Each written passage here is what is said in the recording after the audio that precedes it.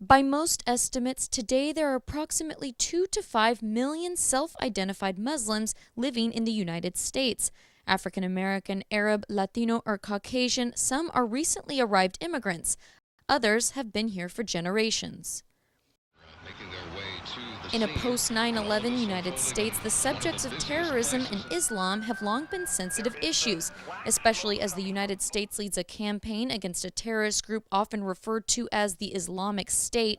Many Muslim Americans are repeatedly faced with the option to either ignore or distance themselves from violent, faraway attacks often conflated with their religion.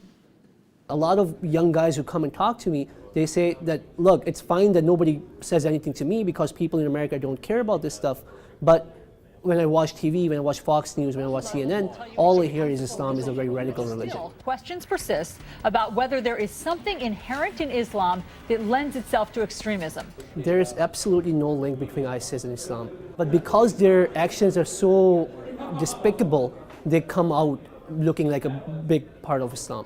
And part of the problem, I think, is that the moderate Muslim world isn't speaking loud enough. And another part of the problem is that when moderate Muslim world does speak, they don't get the same coverage as the extremists do. We need to kill them. The radical Muslim terrorists hell-bent on killing us. You're in danger. I'm in danger. We're at war, and this is not going to stop.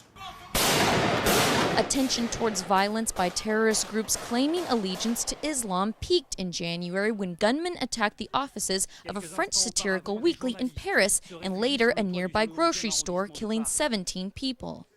One of the gunmen there, one of the terrorists, saying what says on your screen, we've avenged the prophet. He says it 3 times, which has some kind of talismanic quality for him within his own perverted faith. In the United States, many look to the Muslim community for a response. In Washington, D.C., Muslim youth publicly condemned the attacks, presented the French ambassador to the United States with a bouquet of flowers, and pledged peace and their respect for the United States.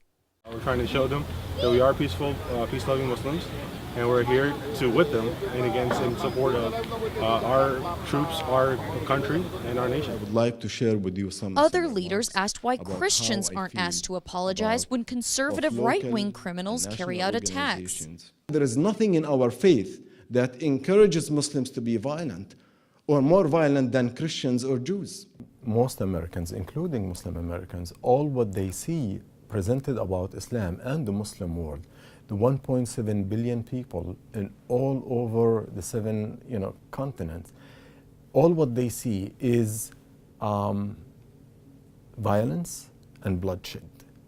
And therefore, there is like selective depiction of what it means to be a Muslim on daily lives. Recent studies show evidence of negative public opinion towards Muslims in the United States compared with perceptions of Christians and Jews. Meanwhile, data shows that only 37 Americans have been killed in Muslim-related terrorist attacks in the United States since 9/11. In fact, in 2013 alone, more people died in the U.S. from accidental gunshot wounds at the hands of children than by bombings. But analysts say those statistics often don't make headlines. We feel that even mainstream, traditional, balanced media feels comfortable now to normalize Islamophobia. And they just bring so-called experts who know nothing about Islam, nothing about the region, nothing about what's going on in terms of foreign policy. And they do this just to fill airtime, to push certain political agenda. Many in the Muslim American community see the real relationships between Muslims and non-Muslims in the United States as a success story.